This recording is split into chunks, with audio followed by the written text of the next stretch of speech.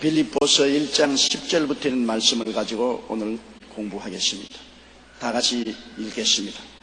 너희로 지극히 선한 것을 분별하며 또 진실하여 허물 없이 그리스도의 날까지 이르고. 빌립보 교인들에 대한 바울 선생의 간절한 기도인 것입니다. 전에도 말씀드렸거니와 빌립보 교인들은 바울과의 깊은 관계 속에 있습니다. 바울이 복음 전할 때 그들은 늘 동참을 했습니다. 바울에게 연보도 보내고, 바울이 감옥에 들어가면 함께 안타까워 금식하고 절회하며 기도하고, 바울이 복음 전할 때 뒤에 후원을 했습니다. 그러므로 바울은 빌립보 교인들과 깊은 영적 정신적인 유대감을 가지고 있었습니다.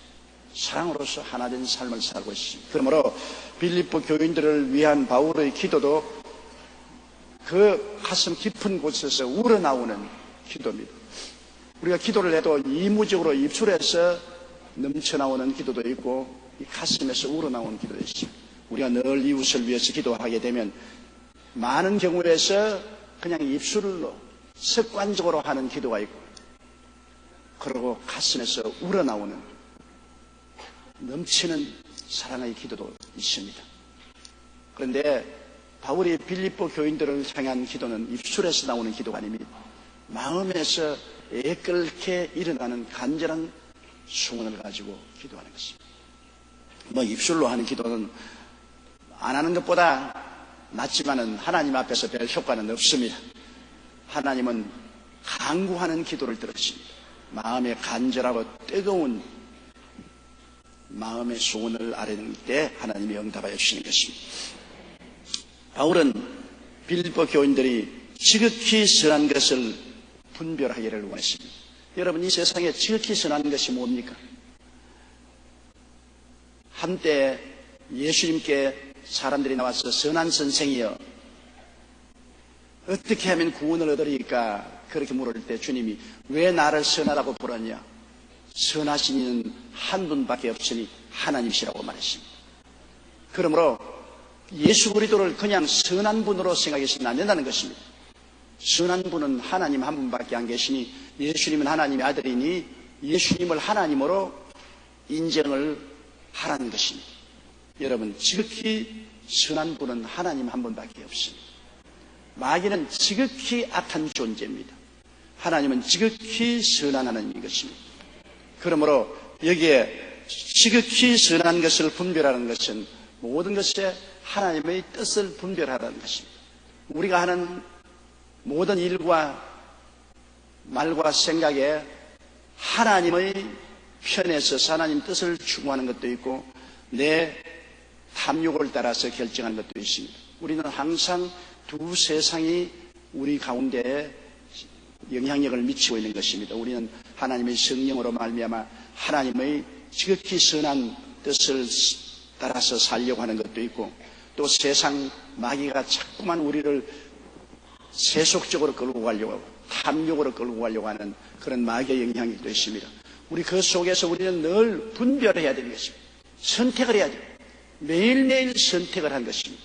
우리가 하나님 지극히 선한 뜻을 따라서 선택하면 하나님을 기쁘시게 하고 영광스럽게 하지만은 그만 세상의 탐욕에 의지해서 세속적으로 영향력을 받아 선택하면 하나님을 슬프게 할 뿐 아니라 마귀를 기쁘게 하고 낭패와 실망에 처하게 되는 것입니다. 이러므로 우리가 매일 간절히 기도해야 될 이유가 있습니다. 우리가 지극히 선한 것을 분별하고 선택하기 위해서는 하나님의 성령의 도우심이 너무나 절실하게 필요합니다. 우리는 분별력이 약해요. 총명이 둔하고 분별력이 약하기 때문에 성령의 도우심이 절실히 필요합니다. 성령은 모든 것을 알고 우리를 도우시는 것입니다. 예를 들어 말하면 오늘 우리 성가대가 할렐루야를 불렀는데 내가 여기 앉아서 하나님 성가대가 뭘 부를까요? 그러니까 할렐루야 부른다. 그렇게 말씀하십니다. 저는 성가대가 할렐루야 부를 줄 꿈에도 몰랐어요. 계획한 것도 몰랐습니다. 그러나 내 속으로 호기심이 생겨서 오늘 성가대가 무슨 찬송을 부를까요? 그러니까 분명하게 마음속에, 머릿속에서입니다. 마음속에 할렐루야를 부른다. 그래서 할렐루야를 탁 부르니까 내가 이것 봐라. 와, 하나님이 말씀을 하시는 겁니다. 너무나 평범하게 하나님이 말씀하시는 것입니다. 우리가 하나님을 의지하면 성령이 우리와 같이 계시기 때문에 너무나 평범하게 내 생각인 것 같음에도 불구하고 하나님이 우리 마음속에 하나님의 뜻을 가르쳐 주시는 것입니다. 그러므로 성령을 늘 인정하고 환영하고 모시드리고 의지해야 되는 것은 성령이 우리의 도움는 자가 되어서 우리의 생각을 지배하기 때문인 것입니다. 성령이 우리의 마음속에 소원을 일으키고 생각을 일으킬 때는 내가 성령이다, 내 생각이다, 그렇게 말씀하지 않았습니다. 지극히 거룩하면서 우리 속에 계셔서 우리가 생각하는 것처럼 그렇게 생각하도록 만들어주십니다. 우리가 소원하는 것처럼 그렇게 만들어주는 것입니다. 절대로 우리에게 강요한 것이 아니고 내가 기도하고 난 다음 내 생각이 달라졌다. 내 기도하고 난 다음 내 소원이 달라졌다. 그 이상하다. 그것은 성령께 영향력을 받은 것입니다. 성령이 나도 모르는 사이에 나의 소원을 일으켜 주시고 내 생각을 변화시켜 주시는 것입니다. 그러나 하나님 성령께 의지하지 않고 세상으로 나가서 세상 사람 말을 듣고 세상의 영향력을 받으면 또 생각이 달라지고 하나님 믿고 주님 섬기는 것이 어리석게 보이고 그만 세상적인 육신의 정욕, 안목의 정욕, 이 세상 자랑고 탐욕을 따라서 마음을 움직이게 됩니다. 그럼 마귀가 들어와서 세상적인 영향력을 우리 마음속에 행사해서 그만 하나님을 택하지 않고 세상을 택합니다. 바울 선생이 성경에 보면 대마는 세상을 사랑하여 데살로니가로 갔다.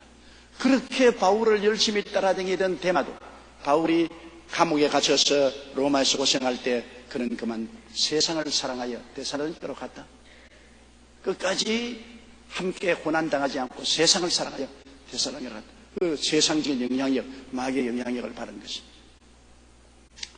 아무리 예수님을 잘 믿고 열심히 신앙생활을 한다고 하더라도 우리가 늘 하나님의 뜻을 간절히 찾는 지극히 선한 것을 간절히 사모하는 마음이 없으면 어느 순간에 마귀가 와서 세상을 우리 마음속에 심어줄 수 있습니다. 그렇기 때문에 우리는 항상 기도하고 모든 일에 성급하게 나서지 말고 무슨 일이든지 하나님께 기도하고 기다려야 되는 것입니다.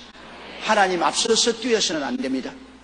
우리 한국 사람의 성품에 좋은 일도 있고 나쁜 일도 있습니다. 그것은 빨리빨리입니다.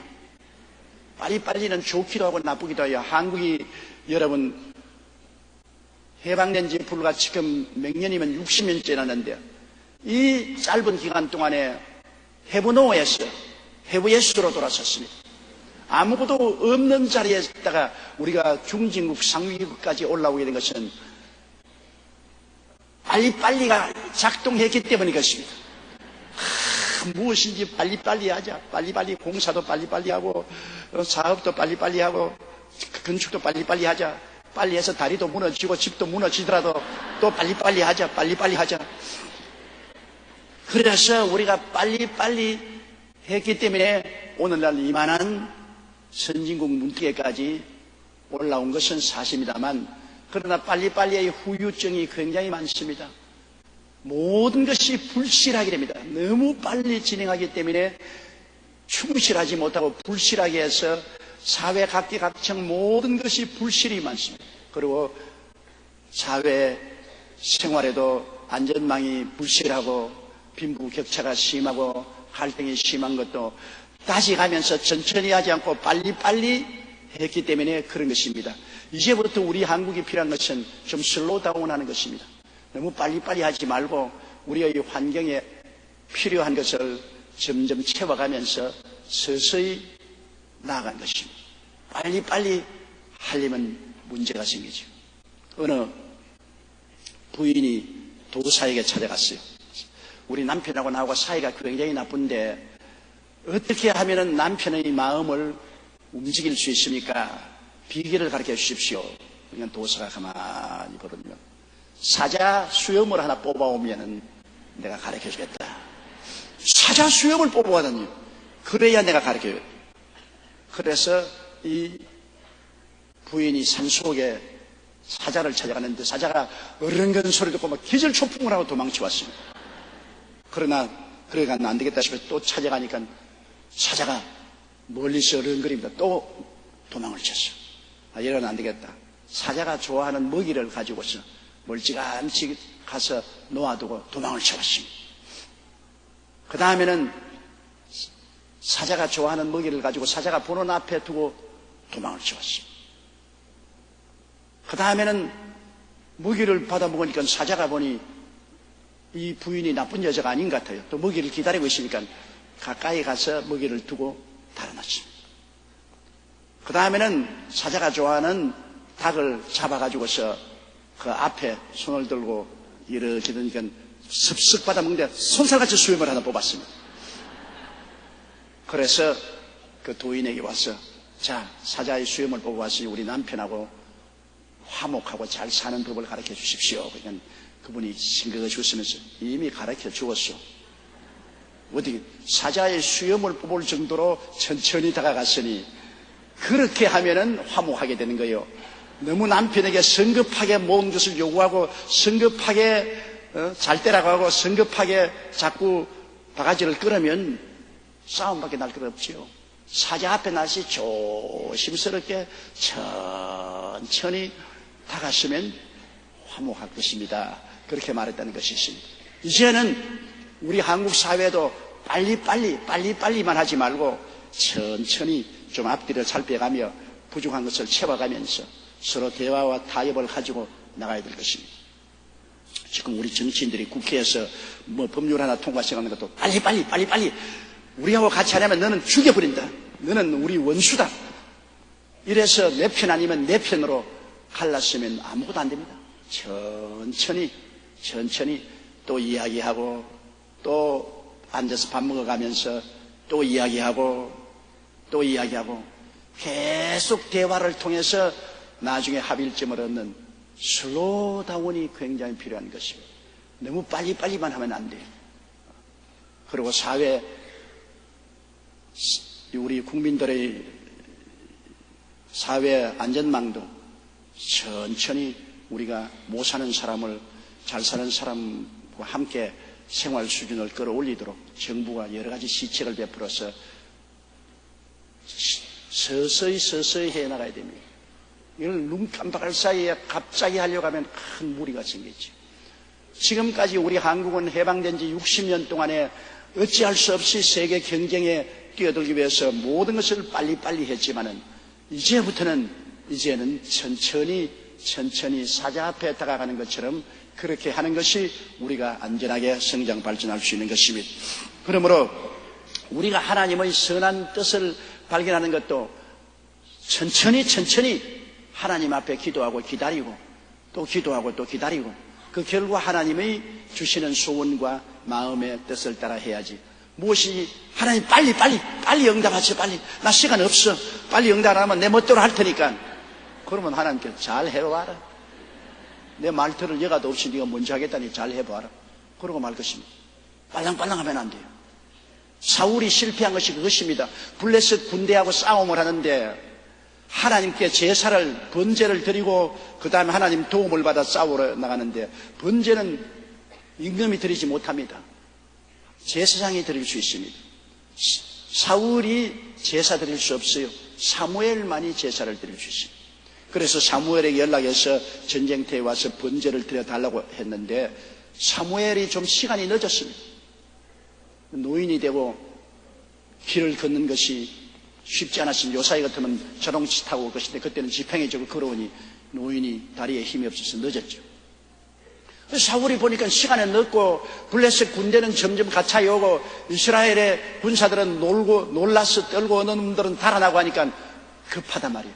왜 이 사무엘이 빨리 안 오냐? 빨랑 왜 안 오냐? 빨랑 안 오니까 에라까지 기다릴 게 없다. 내가 먼저 해야지. 그만 제단 쌓아가지고서 제사장이 제사를 드려야 되는데 왕이 하나님께 번제를 드렸습니다. 그 번제를 드리고 난 다음에 사무엘이 도착했습니다. 사무엘이 어떻게 왕이 이렇게 망령된 짓을 했느냐? 왕이 할 일이 있고 제사장이 할 일이 있는데 왕이 왜 제사장한 일을 왕이 했냐? 사무엘은 빨리 오지 아니하고 군사들은 흩어지고 적군은 가까이 오니 내가 너무 다급해서 이렇게 했습니다. 여하간 당신이 망연한 짓을 했으므로 하나님께서는 당신을 버리고 당신 대신 다른 왕을 세울 것이라 했습니다. 왜? 기다리지 못하는 것입니다. 기다리지 못한다는 것은 굉장한 허물이 될 수 있습니다. 하나님 앞에서. 그러므로 빨랑빨랑도 좋지만은 기다릴 줄 알아야 됩니다. 그래서 하나님의 뜻을 알고 난 다음에는 빨랑빨랑 해야 돼요. 하나님의 뜻을 알고도 느릿하면 그건 안 되죠. 하나님의 뜻을 알고 난 다음에는 빨랑빨랑 하지만은 하나님의 뜻을 알기 전까지는 오랜 시간을 두고 하나님 앞에 기다리는 우리들이 되어야 되는 것입니다. 기다린다는 것 참 힘듭니다. 야훼를 앙망하는 자는 새 힘을 얻으리니, 앙망이 뭡니까? 앙망이라는 것은 기다린다는 말인 것입니다. 하나님 앞에 기다린다. 그러므로 우리의 기도가 자꾸 일방적으로 말만 하는 것을 기도로 생각하는데요, 우리 사람들이 기도하자면 자꾸 막 자기 말에서 나중에 할 말에서 막 지어낸다고 정신이 없습니다. 그냥 한 말도 하고 한 말도 하고 정신없이 하는데 그게 기도가 아닙니다. 기도는 하나님 앞에 내가 마음에 소원이 있는 뜨거운 소원을 하나님께 다 아뢰고 난 다음 그 다음에는 기다리는 것입니다. 가만히 앉아서 30분도 좋고 1시간도 좋고 기다리는 것입니다. 어떤 분들은 말하면 기다리다가 그만 내 코 고는 소리에 내가 잠이 깨는데요, 하나님 앞에서 코를 골아도 좋습니다. 자도 기다리는 것입니다. 저는 기도문에 가서 기도 구려서 하나님 기다리다가 1시간 이상 엎드려서 잔 적도 있습니다. 정신없이 자도 그래도 하나님 기다리면 성령이 충만해지더라고요. 하나님 앞에 내가 마음의 소원을 아뢰고 기도하고 그 다음에는 기도할 것이 없으면 또 기다려요. 하나님 앞에 가만히 기다립니다. 그러면 여러분 이슬이 내리는 건 눈에 안 보이지 않아요. 그래도 새벽 이슬에 몸젖는다는 말이 있지 않습니까? 이슬이 내리는 것 안 보여도 이슬 밑에 새벽에 있으면 옷이 축축해지는 것입니다. 하나님이 말씀하는 것 안 들려도 성령이 우리 마음속에 소원을 일으키고 생각을 변화시켜서 나중에 일어나 보면 나도 모르는 사이에 이미 하나님의 소원을 받아들이고 하나님의 생각을 마음속에 가득하게 가지게 되는 것입니다. 하나님이 역사하는 게 안 보여도 기다리면 하나님이 우리 속에 역사해 주시는 것입니다. 그러므로 기도란 일방적으로 말하는 것만이 기도가 아닙니다. 하나님 앞에 시간 내어 기다리는 기도가 굉장히 좋은 기도인 것입니다.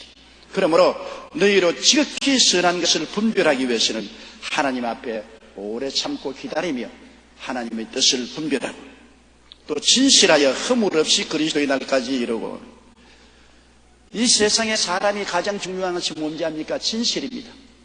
진실의 지수. 우리 한국 사회가 앞으로 크게 발전할 것이냐 안 할 것이냐, 그것을 알려면 한국에 얼마나 많은 공장이 있느냐, 얼마나 많은 산업시설이 있느냐, 이런 것보다도 한국 국민들이 마음속에 진실하나 아니냐, 이 지수가 가장 중요한 것입니다. 진실이 내일이 있을 수도 있고 내일이 없을 수도 있습니다. 거짓투성이면 아무것도 안 되죠. 왜 공산주의와 사회주의가 안 됩니까? 그 사회에는 진실이 없습니다.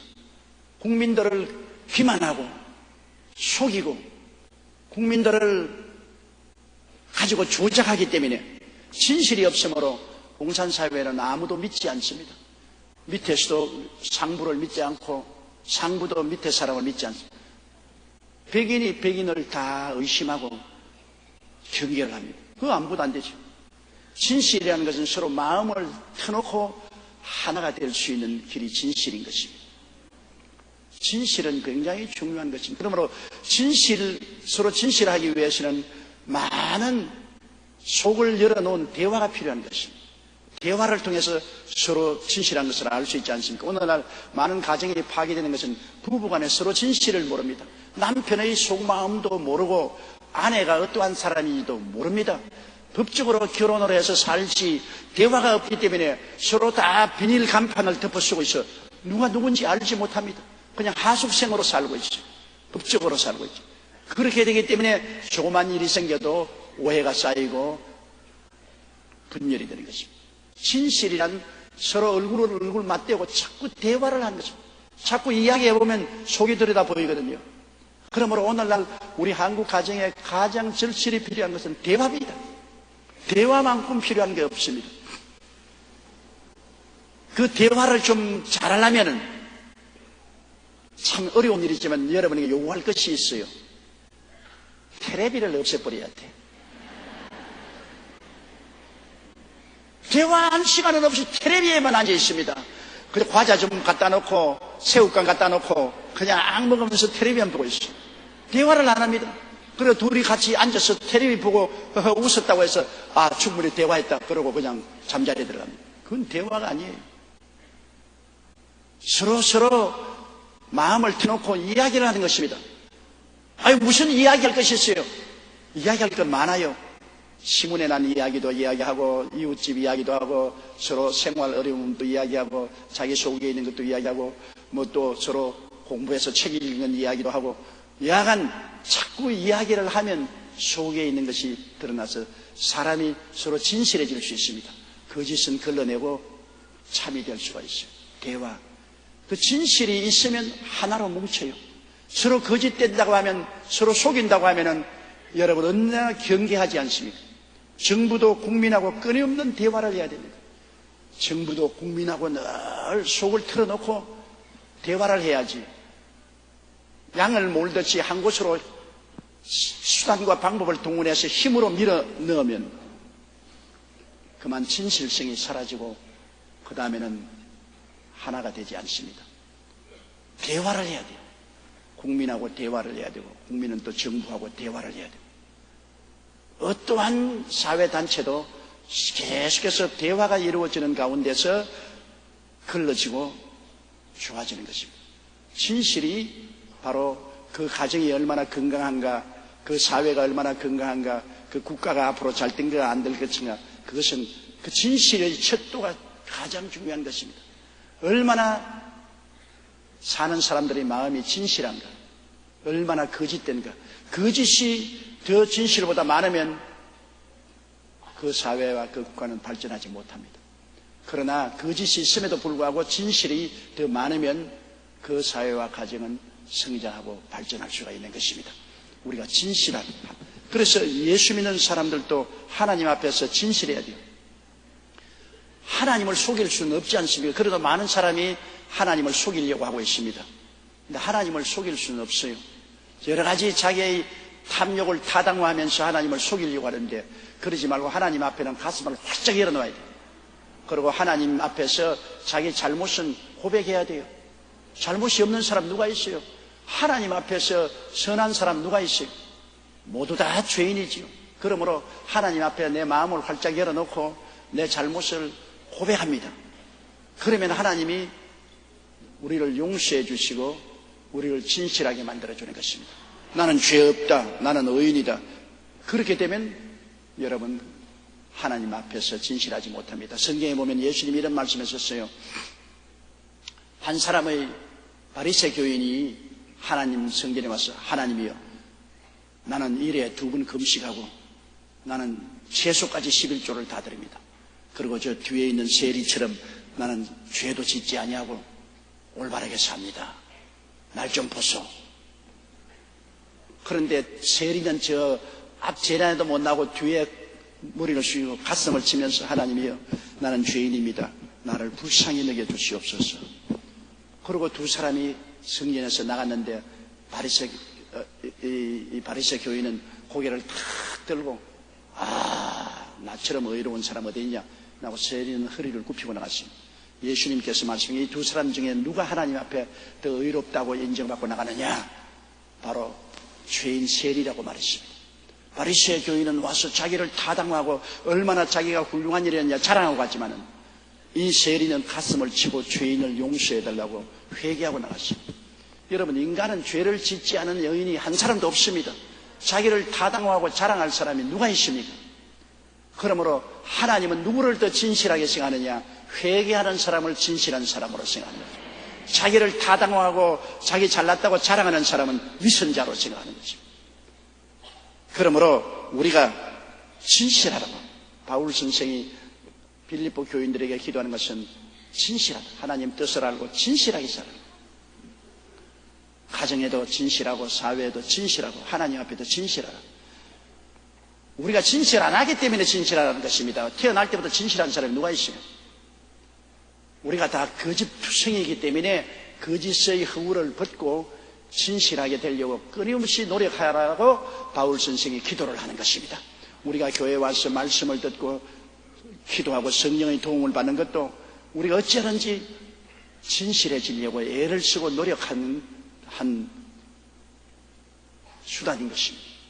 그러므로 우리는 새해에는 정말 하나님 앞에서, 세상 앞에서 진실하게 살도록 해달라고 하나님께 기도해야 되겠습니다. 또 허물 없이 그리스도의 날까지 이르게 하라. 허물은 뭡니까? 죄는 아니라도 허물이 많습니다. 죄는 하나님의 법을 어기지만은 법을 안 어겨도 허물진 사람 많지 않습니까? 성격이 곱하다, 남의 흉 잘 본다, 남의 물건 빌려다가 안 갚는다, 사치한다. 뭐 꼭 꼬집어서 이것은 죄라고 법에 걸리지 않아도 허물진 인생이 많습니다. 우리 한국 속담에도 틀어서 먼지 안 날 사람 누가 있느냐? 다 사람이 허물이 있어요. 그러므로 왜 똥 묻은 개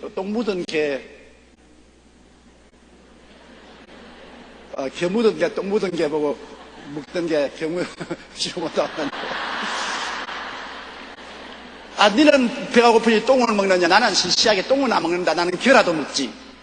그러나 똥이나 겨나 뭐 별로 거리가 없는 것 같습니다. 모두 다 우리가 허물지기 때문에 자기 입장에 섰으면 말을 하면 안 돼요. 나는 너보다 허물이 좀 적다, 내 허물은 너 허물보다 깨끗하다, 그렇게 생각하는데 하나님은 그렇게 보지 않습니다. 허물은 똑같이 다 허물인 것입니다. 우리가 보는 관점이 달라요. 어느 임금님이 아들 너희가 있는데, 이제 임금님이 늙어서 하면 아들 너희가 서로 잘났다 못났다 반드시 싸울 것이라. 그래서 아들 너희에게 임금님이 말을 했습니다. 내 말을 꼭 지켜라. 1년 동안에 한 아들은 보고 너는 우리 정문에 있는 감나무를 겨울에만 보아라. 다른 때는 절대 보지 마라. 너는 겨울에만 우리 정문에 있는 감나무를 보고 나중에 내게 보고하라. 또 둘째에게는 너는 봄에만 봐라. 그 감나무를 겨울에 보면 안 된다. 봄에만 보고 그 감나무에 대해서 나에게 보고하라. 이제 셋째는 너는 감나무를 여름에만 보아라. 여름 이후에는 보지 마라. 그걸 보고하고, 넷째는 너는 감나무를 가을에만 보아라. 가을에만 보고 내게 보고하라. 1년에 그렇게 하라고 그 다음날 해와서 보고하라니까, 겨울에만 보라는 아들 와서 아버지, 감나무는 메말라 빠졌고 황량하고 잎사귀 하나 없는 아주 쓸모없는 장작밖에 될 수가 없으니 정원에 둘 필요가 없어요. 완전히 말라 빠진 황량한 나무입니다. 그래,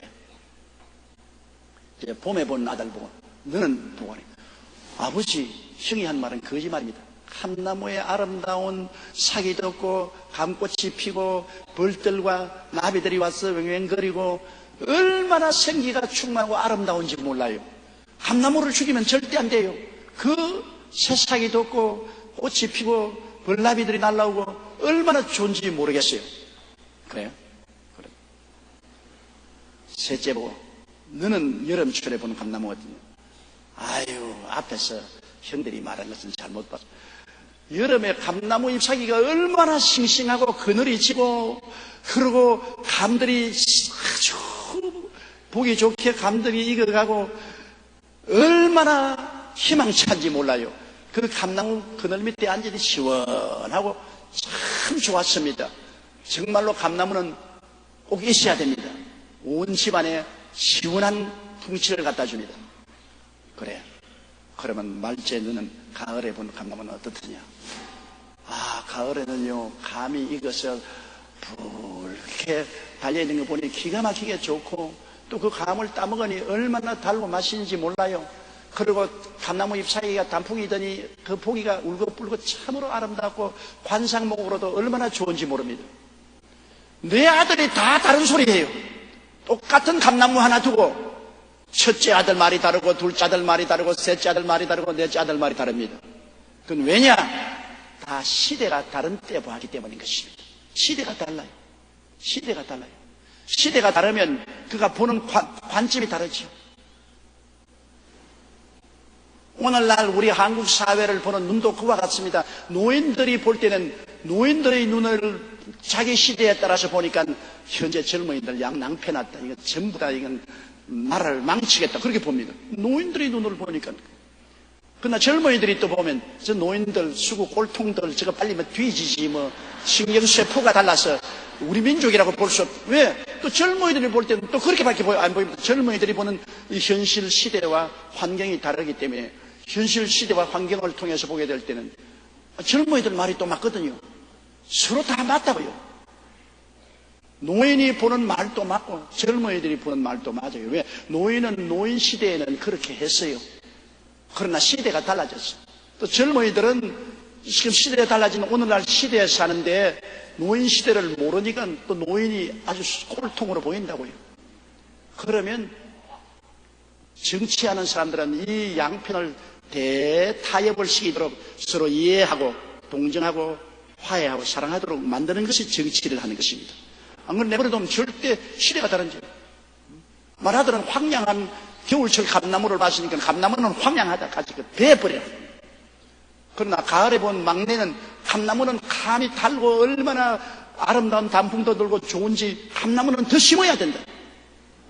도저히 서로 다른 시대에 똑같은 것을 보았기 때문에 그런 것입니다.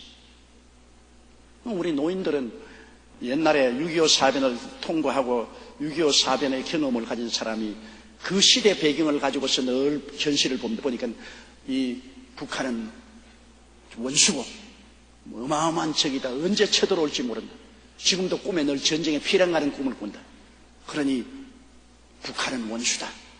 북한을 막아야 되겠다. 그리고 6.25 때 미국이 우리 와서 도와주었으니 미국은 우리 편이다. 우리 미국을 끌어안고 미국을 의지해야 된다. 그 노인들이 그 시대에 그러한 체험을 했기 때문에 그 시대적 배경으로 현실을 보고 있습니다. 그러나 세월은 흘러갔어요. 지금 젊은이들은 6.25를 모릅니다. 직접으로도 간접으로도 체험하지 않고 평안한 가운데 풍요한 삶을 지금 산 곳에서 자라났습니다. 그렇기 때문에 북한이 왜 적이냐? 같은 동포지. 같은 동포니까 끌어안아야 될 거 아니에요. 그 왜 미국에 하부하느냐? 미국은 당당한 우리가 상대적인 동맹으로서 할 말 다 해가면서 살아야지 왜 미국에 기대려고 하느냐? 그렇게 하는 저 노인들을 지금 전부 수고 꼴통들 꼬락선이 보기 싫으니 빨리 싹 쓸어버리면 좋겠다. 그러면 노인들은 저런 천지를 모르고 물가에 있는 애같이 위험하기 짝이 없다. 저런 놈들 저거 어떻게 하냐? 그런데 노인 말 들어보면 노인 말이 옳고 젊은이들 말을 들어보면 젊은이 말이 옳습니다. 똑같은 대한민국에 있지만 시대가 달라요. 시대가. 노인들은 한국을 겨울철에 보았고 젊은이들은 한국을 지금 여름철에 보고 있습니다. 그건 똑같아요. 똑같이 살지만은 그들 마음속의 배경의 시대가 다르기 때문에 현실을 보는 각도가 달라요. 그러면 어떻게 할 것이냐? 정치하는 분들은 노인들의 시대도 이해를 하고 끌어안고 젊은이의 시대도 이해를 하고 끌어안고 그리고 타협점을 발견해 주는 것이 정치하는 사람들입니다. 그래서 노인들 보고 바꿔주라면 절대 안 바꿔줘요. 그 시대를 없앨 수가 없으니까 살아온 시대를. 젊은이들 보고 또 젊은이를 바꿔라 하면 안 바꿔집니다. 그 현실 시대에 살고 있으니까. 그러므로 양편이 서로 이해를 해야 됩니다. 노인들은 시대가 달라졌으니 젊은이들이 젊은이 시대에 하는 말이 맞다. 어느 정도 맞다. 또 젊은이들은 수구 꼴통만 될 것이 아니다. 옛날에 살았으니까 그렇게 할 수밖에 없겠구나. 이해하고 젊은이들은 노인 보고 야 죽을 때가 얼마 안 됐으니 불쌍하다 해서 생각을 못 고치고 저러는구나. 또 노인들은 젊은이 아무도 앞뒤를 가리지 못해 저러는구나. 서로 동정을 하고 그러고 그럼에도 불구하고 함께 대한민국에 태어나 사는 세대니까 사랑하고 그러고 인내하면서 하나가 되어 살아야 돼요. 우리 여기 하나가 태어나지만 늙은 놈이라고 빨리 죽어서도 안 되는 것이고 젊은 사람이라고 해서 무시당해도 안 될 것이고 함께 살아야 됩니다. 대한민국이 우리 함께 사는 것 아닙니까? 그래서 서로 상대를 이해한다는 것이 그렇게 힘이 드는 것입니다. 정말 힘들어요. 흐물이 꼭 그와 같습니다. 부부간에 싸움이 일어나면요 남편 말 들으면 남편 말이 옳고 아내 말 들으면 아내 말이 옳다고요. 저는 오랫동안 목회를 했기 때문에 가정 싸움을 해서 저게 신앙상담 오는 사람 많은데요. 부인이 와서 말하는 거 들으면 막 내가 분노가 끌어올라요. 그런 나쁜 남편이 어디 있냐. 그럼 당장 그냥 하나님이 때려가지고서 병신을 만들는지 해야겠다. 내가 흥분합니다. 그러고 난 다음 그 남편이 와서 이야기하면 또 일일이 그 말이 또 맞다고요. 와, 그 부인이 거짓말했구나. 그 부인이 고야구나. 아이고, 남편 말 들으면 남편 말이 옳고 아내 말 들으면 아내 말이 옳고. 그래서 옛날에 황희정승이 한 말이 있습니다. 밑에 여종들이 싸움이 붙어서 정승에게 와서 전년이 막 이렇게 하고 저렇게 하고 나쁜 년이라고. 그래, 너 말이 옳다.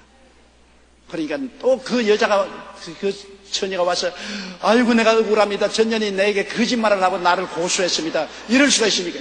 그 말도 너 말도 옳다. 그러니까 부인이 옆에 있다가 당신 무슨 정성이 그모니 한국에서도 저명한 정성이 그래 기집애 둘이가 싸움 붙었는데 심판 하나 해주고 너도 옳다 너도 옳다 그게 뭡니까? 부인 당신 말도 옳다.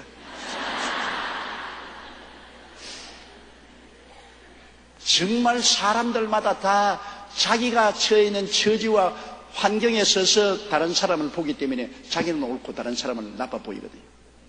그렇기 때문에 남을 비평하는 것은 정말 힘든 일입니다. 남을 비평하는 것은 힘들어요. 사람으로서 남을 판단하는 것은 너무나 힘들어요. 판단은 누가 올바르게 하느냐? 하나님만이 판단할 수가 있는 것입니다. 하나님만이 온전한 진리이시기 때문에 하나님만이 온전히 판단하고 우리 사람들은 될 수 있으면 상대를 판단하지 말아야 돼요. 왜? 상대의 입장에 서서 상대의 사정과 형편을 소소난간히 알고 전에는 판단하면 안 됩니다. 내 입장에 서서 내 생각으로 상대를 재할 수 없어요. 내가 가지고 있는 자로서 상대를 재하면 안 돼요.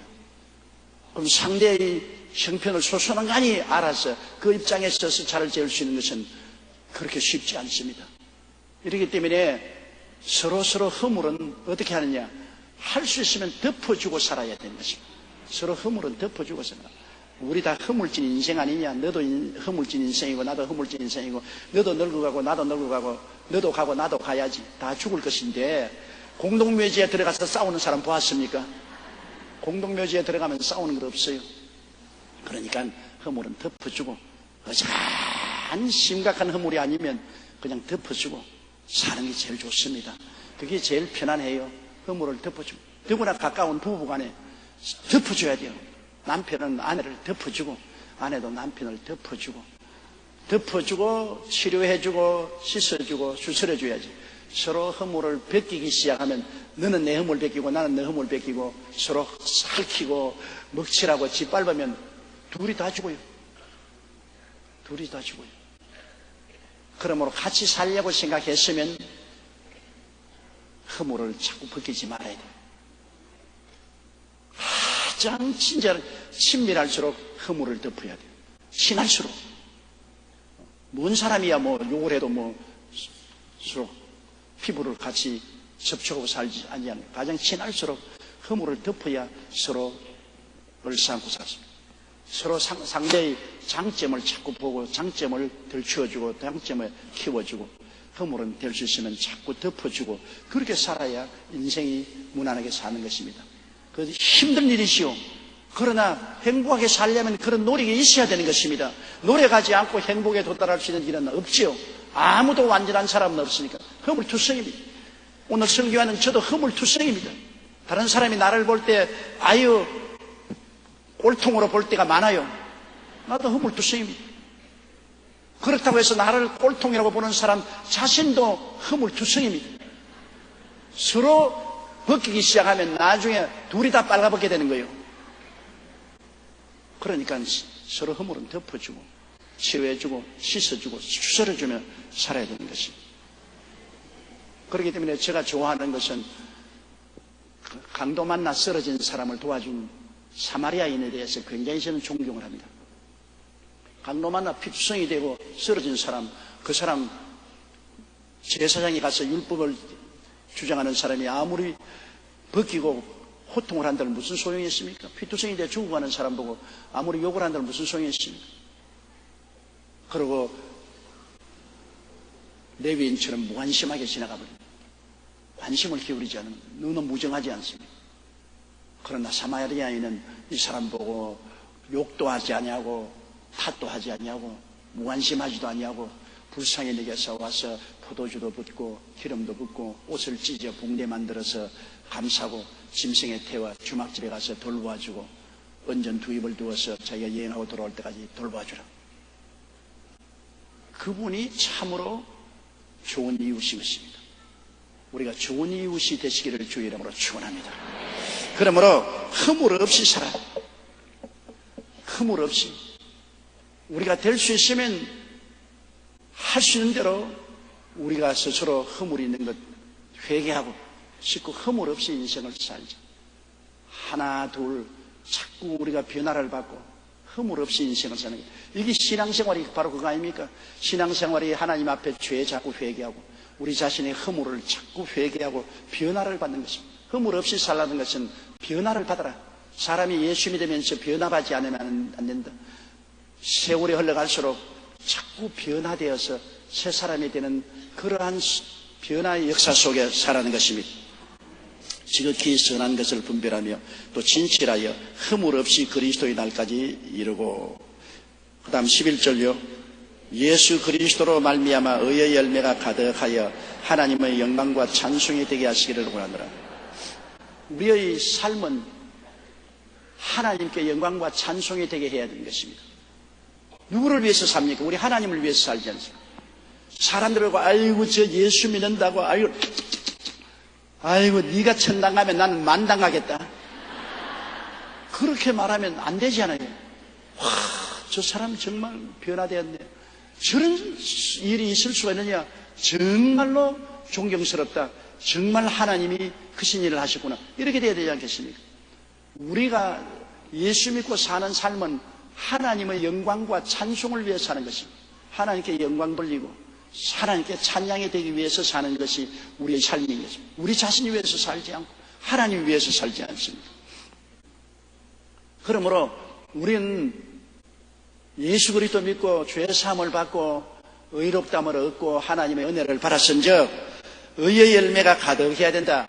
우리가 하나님 앞에 의롭다함을 입어서 구원받은 사람이 되었은즉 변화된 삶의 모습을 보여주는 것이 의의 열매입니다. 다시 말하면 믿음으로 살고 소망차게 살고 사랑을 실천하면서 살고 그리고 마음의 화평, 이웃과 화평하고 살고 기쁨으로 살고 일반 사람이 볼 때는 도저히 상상할 수 없는 변화가 다가오는 것입니다. 거짓말하는 사람이 이제 진실하게 되고 도둑질하는 사람이 남을 구제해 주면서 살고 술망쟁이가 변해서 완전히 올바른 사람이 되어 사회에 짐이 안 되고 살고 욕짓거리 잘하는 사람이 이제 입에서 찬양과 칭찬이 흘러나오고 도박하는 사람이 도박 거치고 이제는 좋은 남편과 아내가 되고 뭐 이렇게 변화가 돼야죠. 예수 믿어서 세상 사람 보는 앞에서 이 사람이 용서와 의롭게 되었으니 의의 열매로서 변화가 와야 되는 것입니다. 의의 열매는 변화합니다. 변화가 되지 아니하면 신앙이라는 것은 의식과 형식에 불과합니다. 아무 소용이 없습니다. 그저 바깥 걸친 옷에 불과하고 내부적으로는 변하지 않습니다. 나만은 시리아의 대장군이었습니다. 그는 온갖 전쟁에 승리해서 훈장을 달고 시리아의 임금이 극히 귀중히 여기는 장군이었습니다. 나가면은 모든 사람이 칭찬을 하고 그를 찬양했습니다만 그건 그 허울에 불과합니다. 그 허울을 벗어버리고 훈장을 떼버리면 속은 문둥병 환자였어요. 나만이 겉은 아무리 근사해도 속은 문둥병으로 골마 터지고 죽어가고 있어요. 얼마 있지 아니하면 그는 완전히 문둥병으로 썩어 죽어집니다. 그가 선지자 엘리사에게 와서 엘리사의 말을 듣고 요단강에 가서 7번 목욕하니 문둥병이 깨끗이 나버리고 마는 것입니다. 변화되었습니다. 변화되었습니다. 우리가 예수 믿기 전에는 다 문둥병이 걸렸어요. 죄의 문둥병이 걸려서 이 나만 장군처럼 그는 훌륭한 선남 선녀다, 사장이다, 대학 교수다, 의사다, 변호사다, 뭐다, 온갖 훈장을 다 달 수 있어요. 그러니까 속은 문둥병 환자입니다. 죄악으로 문둥병이 걸렸어요. 문둥이는 어떻게 해도 문둥이지 어찌할 도리가 없잖아요. 그런데 우리가 엘리사인 예수 그리스도를 찾아와서 문둥병이 나아버렸습니다. 용서받은 의인이 되었습니다. 그러면 이제 건강한 사람으로 살아야죠. 우리 생각과 말과 행동이 이제는 건강한 사람으로 살아야죠. 변화받은 사람으로 살아야 됩니다. 문둥병에서 건강한 사람이 되었으니 건강한 사람으로 우리가 변화를 받아서 변화된 사람으로 생각도 하고 말도 하고 행동하고 사람이 볼 때 저 사람 달라졌구나. 달라졌다. 변화받았다. 와, 예수 믿는 거 대단하다. 하나님 믿고 저런 일이 일어날 수 있구나. 그렇게 변화받은 역사가 일어나기를 바울 선생은 바랐습니다. 의의 열매가 풍성하다. 예수 믿고 난 다음 용서받고 의롭게 되어서 변화받은 그 모습이 가득해서 하나님께 영광과 찬양과 존귀가 되도록 해달라고 기도한 것입니다. 12절요. 형제들아, 나의 당한 일이 도리어 복음의 진보가 된 줄을 너희가 알기를 원하노라. 이 빌립보 교인들이 바울 선생이 3차 전도 여행 후 로마에 갇혀있는 것이 굉장히 안타까웠습니다. 그가 1차 전도하고 그 다음에 2차 전도하고 3차 전도해서 안디옥에 와서 그만 편안히 살았으면 좋았을 것인데 꼭 예루살렘에 와서 전도하겠다고 왔다가 잡혀가지고서 가이사라에서 2년 동안 감옥살이하고 그 다음에는 로마에 들어가서 시위대들에 갇혀서 감옥살이하게 됐습니다. 그러니까 굉장히 안타까워 느꼈습니다. 우리 바울 사도는 그렇게 하나님을 열렬히 믿고 복음을 전하면서도 너무나 고생이 심하다. 하는 곳마다 매를 맞고 파선당하고 위험을 당하고 헐벗고 굶주리고 그 다음엔 또 감옥에 들어가고 너무나 안타까워서 괴로워하는데 그들을 위로하기 위해서 하는 말이 형제들아, 나의 당한 일이 도리어 복음의 진보가 된 줄을 너희가 알게. 바울 선생은 여러분 복음 전하는 것이 그의 삶의 전부였습니다. 먹어도 자도 깨도 살아도 죽어도 복음 전하는 게 있기 때문에 복음을 전하기 위해서 당하는 고난은 모두 다 좋다는 것입니다. 나는 편안하기 위해서 사는 것이 아니라 복음을 전하기 위해서입니다. 어떻게 고난이 되어도 복음만 전할 수 있으면 그 고난은 좋은 고난이다. 아무리 편안해도 복음을 전할 수 없는 것이면 그 평안은 아무런 이익이 없는 것입니다. 바울은 목적을 가지고 인생을 살았습니다. 그 목적을 위해서 어떠한 고난이 있어도 그는 두려워하지 않았습니다. 우리도 인생을 사는데 떠돌아 그냥 바람 부는 대로 물결 치는 대로 내려가면 살아서는 안 돼요. 목적이 있는 인생을 살아야 돼요. 나 같은 인생이 무슨 목적이 있냐. 나는 아주 평범한 주부고 아무것도 할 줄 모르는데 내가 무슨 목적을 가지고 살 수 있느냐. 그렇지 않아요. 모든 예수 믿는 사람들은 하나님 앞에서 목적이 있는 것입니다. 여러분이 아무것도 할 것 없으면 성령께서 여러분은 기도하는 목적을 줄 수가 있는 것입니다. 아무것도 할 것 없으면 하루에 몇 시간씩 주의 종을 위해서, 교회를 위해서, 복음 전거를 위해서, 선교사를 위해서 기도할 수 있잖아요.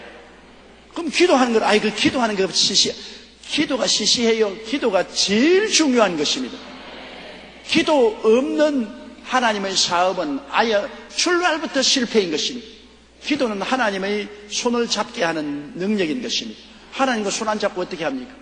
그러므로 우리 예수 믿는 사람들이 할 수 있는 일이라는 것은 이 세상에 너무나 많습니다.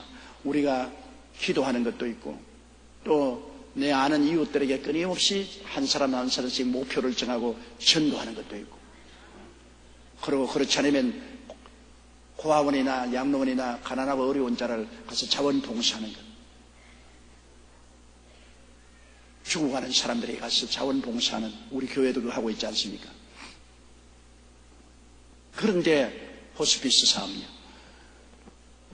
누구든지 마음속에 목표를 정하고 나가면 바쁜 것도 좋고 시간 여유가 있는 것도 좋고 다 목적을 이루기 위해서 사용하기 때문에 귀하게 되는 것입니다. 목적이 없이 인생을 사니까 떠도는 인생이 되지요. 우리가 하나님 앞에 모두 다 기도할 때 하나님이여 내게 인생을 사는데 목표를 주시옵소서. 삶의 목표를 가지고 살아야 돼요. 더구나 지역장, 구역장님들은 훌륭한 목표를 가지고 있지 않습니까? 내 지역이나 구역원들을 주께로 이끄는 굉장히 좋은 목표를 가지고 있습니다. 목표 없는 인생은 꿈도 희망도 가질 수 없습니다. 꿈이나 희망이란 목표를 따라서 생기는 것이기 때문에 목표를 가지고 목표는 여러 가지가 있을 수 있어요. 그러나 거룩한 목표, 내 인생 전체를 바쳐서 살아가는 거룩한 목표가 있어야 돼요. 자식 대학 입학시킨다, 남편 출세시킨다, 집 옮겨야 되겠다, 장사해야 되겠다. 이건 내 개인적인 인생의 목표고, 그 개인적인 목표고, 내가 그래도 하나님 앞에서 내 일생을 바쳐서 할 수 있는 목표를 정해야 되는 것입니다. 개인 목표를 가지는 건 나쁜 것 아닙니다. 개인적으로 살아가는 데 있어서 무엇을 먹을까, 무엇을 입을까, 무엇을 마실까, 어떻게 살고, 자기 인생의 소명이 다 있지 않아요. 그것보다도 한 걸음 더 나가서 고상한 일생을 바쳐서 하는 목표가 있어요. 그 목표는 바울 선생에게는 복음 전도인 것입니다. 그렇기 때문에 그가 하는 말이 빌립보 성도들이여, 내가 로마에 와서 감옥에 갇혀 있다고 두려워하지 마라. 오히려 내가 복음 전가하는데 감옥에 갇힌 것이 도움이 되었다. 할렐루야, 참 좋은 일이다. 감옥에 안 갇혔으면 내가 시사의 가족에게 복음을 전할 수 없고 시위대 뜰에 있는 군인들에게나 관리들에게 복음을 전할 기회가 없을 것인데, 내가 아예 그냥 로마의 심장부에 들어와서 돈 주고도 못 들어오는데 심장부에 들어와가지고 그들이 주는 밥 얻어먹고 그들이 공짜로 재워주는 감옥에서 자고 그들에게 내가 복음을 전할 수 있으니 이게 좋은 일 아닌가? 목표가 있기 때문에 그런 말을 한 것입니다. 복음을 전가된 목표가 없었으면 아이고 나는 내 팔자야, 내가 왜 객지에 와서 쇠고랑에 차이고 이렇게 찬밥 얻어먹는 신세가 되고 찬 땅바닥에 잠을 자고 멸시와 천대를 받는 거, 아이고 슬프다, 아이고 내 팔자야, 빨리 나갈 수 없느냐, 그렇게 생각할 것입니다. 그러나 목표가 있는 사람은 자기 목표 달성을 위해서는 감옥도 쇠고랑도 개의치 않은 것입니다. 형제들아, 나의 당한 일이 도리어 복음의 진보가 된 줄을 너희가 알기를 원하노라. 내가 여기 오므로 그리스도의 복음이 로마에게 더 전파될 수 있는 기회가 되었다. 참 좋은 일이다. 그러므로 환난이나 공고나 적신이냐 기근이냐 위험이냐 칼이냐 이런 모든 고난이 있어도 내가 예수 그리스도를 사랑하고 주님을 섬기기 위해 살면 이 모든 것에 넉넉히 이긴다고 성경은 말하고 있는 것입니다. 12절 13절요. 이러므로 나의 매임이 그리스도 안에서 온 시위대 안과 기타 모든 사람에게 나타났습니다. 나의 매임이 바울 선생이 끌려온 것을 제일 처음에는 죄수인 줄 알았는데 두고 보니 죄수가 아니거든. 예수 그리스도의 죽었다가 부활하심과 그리스도를 믿음으로 구원받는다는 복음 증거 때문에 시기를 당하여 끌려왔다는 것이 얼마 있어 다 알려졌어요. 온 시자의 왕궁에 다 알려지고 온 시위대 뜰에 있는 군인들에게도 알려지고 관리들에게도 알려지고, 바울 저 사람은 세속적인 흉악범이 아니다. 저 사람은 복음을 전하다가 끌려온 사람이다. 그러므로 선한 사람이고 착한 사람이다. 바울에 대한 인식이 다 달라졌습니다. 그래서 바울 선생에게 사람들은 친절히 대하고 그가 하는 말에 귀를 기울이게 되었습니다. 이러므로 나의 매임이 그리스도 안에서 온 시위대 안과 기타 모든 사람에게 나타났습니다. 나타났다는 것은 바울이 온 이유를 알게 되었다. 죄수로 온 이유를 알게 되었다. 저 사람은 전도자다. 저 사람은 훌륭한 사람이다. 그러므로 14절요. 형제 중 다수가 나의 매임을 인하여 주 안에서 신뢰함으로 그것이 하나님의 말씀을 더욱 담대히 말하게 되었느니라. 로마에는 이미 교회가 있었어요. 바울이 잡혀오기 전에 이미 로마에 교회가 있고 성도들이 예배를 보고 있었는데 바울 선생 같은 대사도가 로마에 와서 그가 로마에 와서 감옥에 있으면서도 자유를 주어서 손님들을 맞이하고 전도도 할 수 있게 됐으니 바울이 로마에 있는 대표들을 만나서 기도도 하고 말씀도 전하고 격려도 하므로 불꽃이 붙었습니다. 바울이 오히려 로마에 와서 감옥에 들어가므로 불꽃이 붙었어요. 제일 처음에는 완전히 죄수 감옥에 있지 않고 바울은 사상범이기 때문에 채를 얻게 해서 그곳에 군사들만 지키게 하고 자유롭게 사람들을 만날 수 있게 했으면 집 밖에는 못 나가도. 그러니 대표들이 와서 예배 보고 말씀 듣고 나가고 이래서 바울같이 위대한 선생이 로마에 오므로 로마의 교회가 활기를 얻게 되었습니다. 생기가 돋아났어요. 그래서 야, 바울 선생이 우리 로마에 와 있다. 우리가 바울 선생의 말씀도 듣고 기도도 받고 용기와 힘을 얻어 더 열심히 전도하자.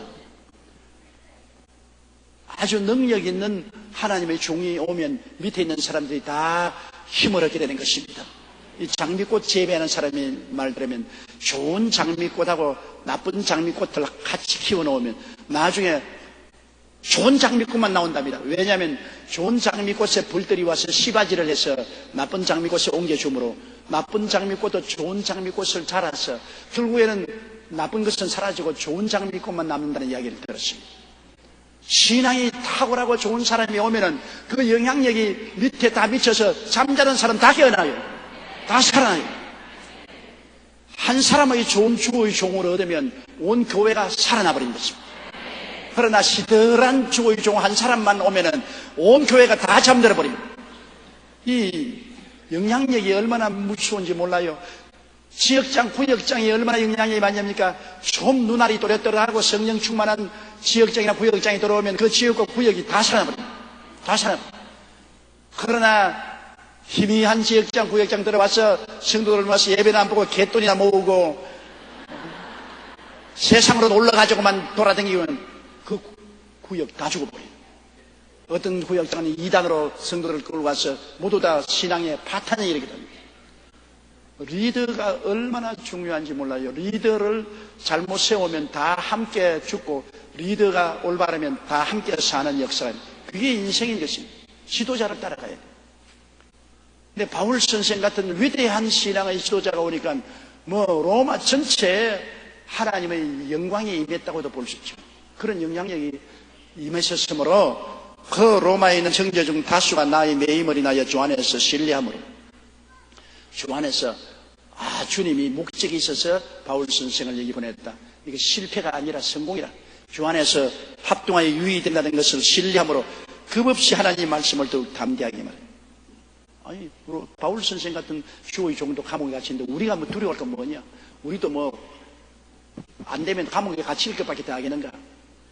그러니 우리의 지도자인 바울 선생이 감옥에 갇혔는데 뭐 우리도 담대하게 복음을 전가하고 감옥에 갇히면 영광이지.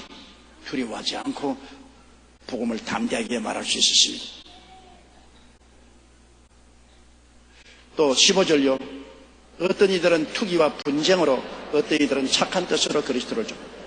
또 어떠한 사람은 투기와 분쟁으로 복음을 전했다는 말은 바울이 오기 전에는 자기가 로마에 있는 교회에 그래도 내가 지도자다 의시됐던 사람이 있습니다. 바울이 오기 전에는 자기가 내가 이 교회 지도자며 나가 훌륭하다고 생각했는데 바울이 오니까 사람들이 바울로서 끌려간단 말입니다. 말할 때마다 바울 선생 이야기를 하고 바울 선생 만난 이야기하고 하니까 마음에 시기가 생겨요. 어디 희한한 게 굴러 들어와 가지고서 굴러온 돌이 박힌 돌 뽑아낸다고 어디 우리를 갖다가 이렇게 흔드는 마음에 시기가 꽉 들어찼어요. 바울이 오기 전에는 교인들이 전부 다 자기를 존중하고 자기를 높여주었는데 바울이 오고 난 다음에는 자기는 별빛이 없으니까 에라 이놈의 감옥에 갇히는데 더 고생을 시키기 위해서 우리 열심히 전도하자. 그래서 사회에 무리를 일으키자. 열심히 막 전도하면 이 바울이 오고 난 다음에 사회에 굉장히 분위기가 어수선해지니까 이 바울을 더 진짜 감옥에 더 넣어가 더 고생을 시켜야 되겠다고 이렇게 역효과가 나게 하려고 막 열심히 전도합니다. 예수 믿어라. 그리고 황제를 숭배하지 마라. 우상 숭배하지 마라. 예수 믿고 나오라. 그래가지고서 기존 질서에 대한 도전을 가하게 했어요. 이거 다 왜 이러냐? 바울이 오고 난 다음부터 이렇게 되었다. 그래서 바울을 더 곤혹스럽게 만들려고 전도를 합니다. 그래서 좋은 사람은 바울이 왔으므로 은혜를 받고 우리도 감옥에 가도 두려움 없이 우리가 예수를 전도하자. 열심히 전하고 나쁜 사람은 바울이 더 고통을 가하기 위해서 사회와 대결하게 만들려고 열심히 전도하고 그래서 이렇게 하나 저렇게 하나 바울은 전도가 되니 좋다 그랬습니다. 어떤 이들은 내원차일래 15절 다 같이 읽었습니다. 어떤 이들은 투기와 분쟁으로, 어떤 이들은 착한 뜻으로 그리스도를 전파하나니 16절요. 이들은 내가 복음을 변명하기 위하여 세우심을 받은 줄 알고 사랑으로 하나. 진실한 마음으로 전도하는 사람은 바울이 하나님의 사도로서 복음 증거를 위한 대표자인 줄 알고 바울을 따라서 우리가 하자. 진실하고 사랑하는 마음으로 하고, 또 다른 사람은 17절요. 저들은 나의 매임에 괴로움을 더하게 할 줄로 생각하여 순전치 못하게 다툼으로 그리스도를 전파하느니라. 아까 말한 것처럼 바울이 오자마자 사회적인 무리가 일어난다. 우상 숭배하지 말라, 황제 숭배하지 말라, 세상을 따르지 말라, 예수를 믿고 구원을 받으라, 이렇게 하는 것은 순수한 구원을 받기 위한 것보다는 이렇게 해서 사회적인 무리를 일으키고 사회 관원이나 황제의 관심을 끌어서 바울을 이렇게 두고서는 안 되겠다, 추방을 하든지 죽이든지 해야 되겠다, 그렇게 생각하도록 만들려고 사회 분위기를 조성하려고 또 예수를 전도했습니다. 18절요. 그러면 무엇이뇨? 외모로 하나 참으로 하나 무슨 방도로 하든지 전파되는 것은 그리스도니 이로써 내가 기뻐하고 또한 기뻐하리라. 그래 바울 선생은 이렇게 하나 저렇게 하나, 좋은 뜻으로 전도하나 나쁜 뜻으로 전도하나 결국은 예수님이 전도되는 것이 나는 좋다. 내 하나 죽어도 좋고 내 하나 없어도 좋은데 그리스도만 전파될 수 있다면 무엇이든지 좋다. 바울은 정말 예수 그리스도 전도를 위해서 목숨을 내놓은 사람입니다. 자기를 비워버린 사람이기 때문에 바울을 보고 사랑해서 바울과 같이 우리 복음 전도에 헌신하는 사람이나 바울을 관내서 요주인물로 만들어가지고서 추방을 하거나 죽이게 만들기 위해서 그리스도의 복음을 아주 적극적으로 국가에 대적하는 사상으로 복음을 전함으로 말미암아 바울에게 고통을 주려고 하나, 이러나 저러나 전도되는 것은 예수 믿고 구원받는 복음이니 바울은 나는 기뻐하고 기쁘다. 자원 예수 전도만 되면 기쁘다. 여러분 정말로 예수 전도만 되면 우리가 기뻐해야 돼요. 우리가 이렇게 하나 저렇게 하나 전도되는 것은 예수인데, 옛날에 최글렁 목사가 그분은 예수 천당밖에 모르는 사람 아닙니까? 예수 천당, 아침부터 저녁까지 예수 천당. 그런데 한 번은 일본의 육군 대령이 말을 타고 일본 군인들을 거느리고 척척척 기로는데 곁에 가가지고서 말 귀에 대놓고 예수 천당 켜버리고, 말이 놀래가 뛰는 바람에 육군 대령이 말에서 떨어져서 뒹굴어졌습니다. 그러니까 군인들이 최글렁 목사를 죽이려고 총을 달라들었어요. 당신 날 죽이면 당신 대령 죽는다. 왜? 지금 말에 떨어져가지고 지금 다리가 부러졌는데 내가 기도해야 살지, 내가 기도 안 하면 저 사람 죽는다. 그러니까 최글렁 목사를 총을 못 쐈어요. 그래서 최글렁 목사가 그 육군 대령에 가서 자기는 예수 믿는 전도자고 내가 기도하면 살 테니까 두려워하지 말라고 안 죽이고 하니까 그 다리 상처가 곧장 나았답니다. 그래가 전도가 됐다. 그러니까 뭐 말이 뛰어나 대령이 떨어지나 전도되는 것은 그리스도니 일학거리가 되었지만 전도는 전도입니다. 우리가 아주 큰 대집회를 해서 전도를 하나, 그렇지 않으면 내가 개인적으로 만나서 전도를 하나, 또 사랑을 베풀어서 전도를 하나, 어떻게 방법을 쓰는지 사람의 영혼을 구원하면 그것이 좋지요. 여러분, 하나님의 심판은 무섭습니다. 동남아에 여러분 지진과 해일 보십시오. 사람의 능력이란 아무것도 아니지 않습니까?